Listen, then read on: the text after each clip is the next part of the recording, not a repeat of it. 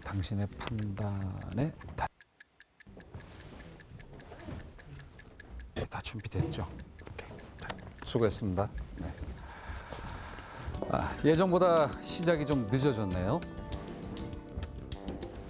5분. 그래도 이 정도면 누군가를 또 무엇인가를 웃으며 여유롭게 기다릴 수 있는 시간이죠. 그러나 이 짧은 5분의 시간, 한 생명이 생사의 갈림길을 오갈 수도 있는 중요한 순간이라는 사실 알고 계십니까? 주말 저녁, 오랜만에 친구들과 즐거운 시간을 갖게 된 상현 씨. 이런 자리에 빠지면 서운한 것이 있었으니 바로 술. 옛 추억에 젖어 한 잔, 세상 돌아가는 이야기하며 또 한 잔. 하지만 술에 장사 없다고 했던가. 뒤지지 않는 체력을 자랑하던 상현 씨마저 술에 맥을 못 추기 시작했다. 너 뭐하냐 지금?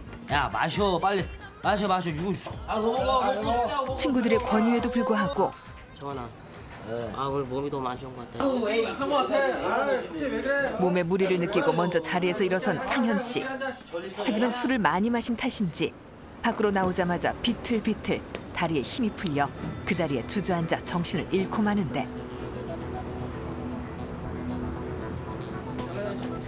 바로 뒤따라 나온 친구가 이런 상현 씨를 발견하고 흔들어 끼우기 시작했다. 야 빨리 있나가 여기서 뭐 하는 거야 지금 집에 가야지. 하지만 전혀 미동도 하지 않는 상현 씨. 술에 취해 쓰러진 줄만 알았던 친구들은 상태가 심상치 않음을 느끼고 상현 씨가 의식을 찾도록 온몸을 주무르는 등 나름의 응급 조치까지 취한다. 그래도 정신이 들지 않자 결국 119에 구조 요청. 어떤 친구가 술 먹고 좀 쓰러진 친구가 있어서 그런데요. 예예. 여기 다행히 위치가요. 쓰러진 지 얼마 되지 않아 발견된 데다 구급대가 도착한 시간도 10분 남짓한 시간. 다들 단순히 술을 과하게 마신 상태로 생각했고 병원에 가서 적절한 치료만 받는다면 별 문제가 없을 것이라고 생각했지만 심각한 뇌 손상 판정. 상현 씨는 평생을 식물 인간으로 보내게 됐다.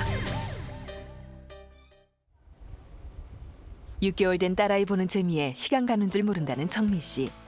결혼 후 어렵게 얻은 아이니만큼 그저 건강하게 자라는 것만 해도 엄마한테는 큰 행복이 아닐 수 없었다.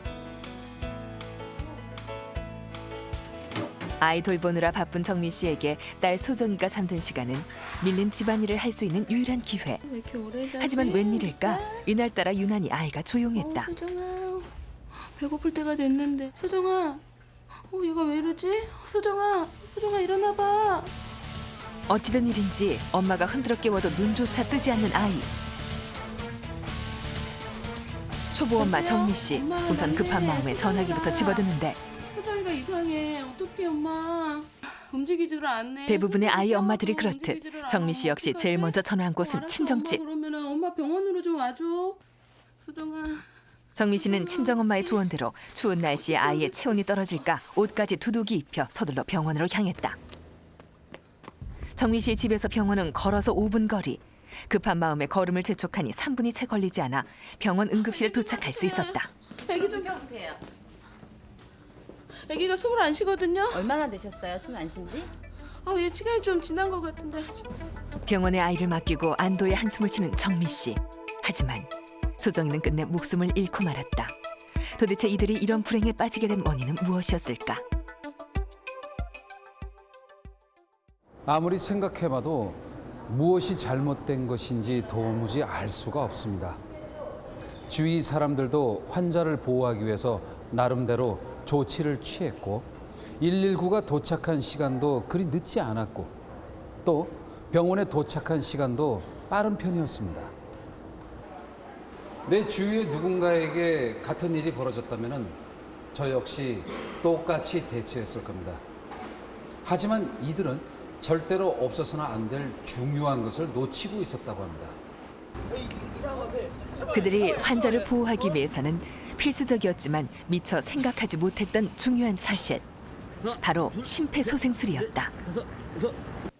심폐소생술이란 갑자기 심폐정지를 일으켜서 쓰러진 환자를 발견하였을 때 옆에 그것을 발견한 구조자가 자신의 힘을 이용해서 환자에게 인공호흡을 시행해서 환자의 피 속에 산소를 불어넣고 자신의 팔의 힘으로 가슴 압박을 시행해서 피돌기를 유발함으로써 환자의 뇌 손상과 심장 손상을 최소한으로 하는 응급 처치술을 말합니다.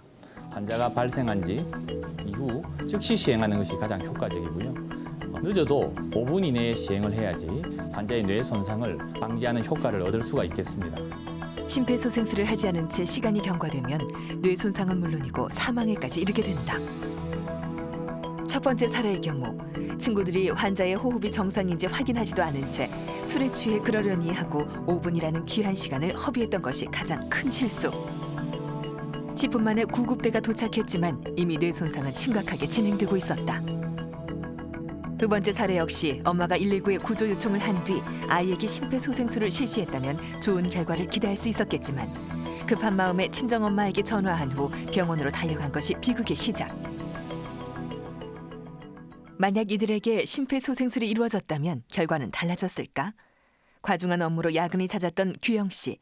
오랜만에 휴일을 맞아 휴식을 취하고 있었는데 화장실에 가서 샤워를 하고 나오고 나서 제 방에 들어가는데 뒤가 좀 이상하더라고요, 느낌이.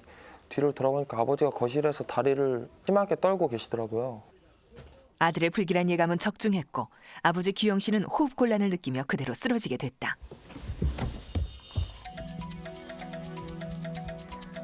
아버지! 가까이 가보니까 의식이 전혀 없으시더라고요. 아, 그래서 이게 심각한 상황이구나. 이거 아니다 싶어가지고 심장에 귀를 가까이 대봤는데 심장이 안 뛰더라고요. 또 맥박도 안 뛰고. 그래서 119에 바로 신고를 했습니다. 예, 거기 119죠? 호흡이 없음을 확인하고 119 구조 요청과 동시에 아버지의 상태를 소상히 알린 아들. 그런 말을 해주더라고요. 그리고 심폐소생술 방법도 알려줬었던 것 같아요. 뭐 심장 가운데 쪽을 세게 누르라고. 근데 그때는 이미 심폐소생술 하고 있었어요. 심폐소생술은 제가 군복무할 때 우연치 않게 그때 한 일주일 정도 집중적으로 배웠던 기억이 나요. 심장이 뛴다거나 이런 게 전혀 없었는데요. 한 3분 정도 하고 나니까 이게 약간 미동이 좀 생기시더라고. 아, 계속 해야겠구나. 내가 지금 이대로 멈춰버리면은 인생에 있어서 크게 후회를 하겠구나. 아버지의 심장에 다시 미세한 움직임을 느낀 아들 건호 씨는 구급대가 올 때까지 심폐소생술을 반복했다. 구급대가 도착하는 데 걸린 시간은 5분. 이때는 이미 멈춰있던 아버지 김영규 씨의 심장이 심폐소생술을 통해 다시 뛰기 시작했고 병원으로 후송되어 이내 의식이 회복돼 다시 정상적인 생활로 돌아올 수 있었다는데 우연치 않게 익혀뒀던 심폐소생술이 만든 5분의 기적이었다. 내 주위의 사람이 내 곁에서 이런 일이 일어날 수 있겠구나. 이런 일이 절대 일어나지 않을 줄 알았는데 그래도 제가 예전에 심폐소생술 교육을 받으면서 우리 가정의 뭐 행복이나 평화를 그래도 그나마 지킬 수 있겠구나 이런 생각이 들면서 참 심폐소생술 교육이란 게 참 중요하다는 생각을 느꼈고요. 그러나 선진국 대비 우리나라의 심폐소생술 실시율은 5% 정도로 현저히 낮은 편이다. 국내에서 발생된 대부분의 심정지 환자가 뇌 손상으로 장애를 입거나 사망에 이르고 있는 것. 그냥 발만 동동 구르고 있죠. 주변 분들은. 그러니까 저희가 갈 때까지 뭐 응급처치라든지 그런 거는 제가 한 걸 본 적은 없는 것 같아요. 심폐소생술 교육을 받은 일부 시민들도 그런 상황에 직면했을 때 자신감 있게 심폐소생술을 시도하고 있질 않습니다. 따라서 교육을 받고 난 후에 자신감 있게 심폐소생술을 시도할 수 있는 그런 형태의 효과적인 교육이 앞으로 활성화되어야 할 필요가 있겠습니다. 심폐소생술, 생소하지만 나 자신과 내 주위의 사람들을 지키기 위해서는 절대적입니다. 남 얘기 같지만 누군가에게나 일어날 수 있는 일이기 때문입니다. 당신의 판단이 한 사람의 생명을 살릴 수 있다면 두렵다는 이유로, 잘 모르겠다는 이유로 주저하시겠습니까? 심폐소생술 잊지 마십시오. 당신이 포갠 두 손이 이뤄낼 수 있는 커다란 기적입니다.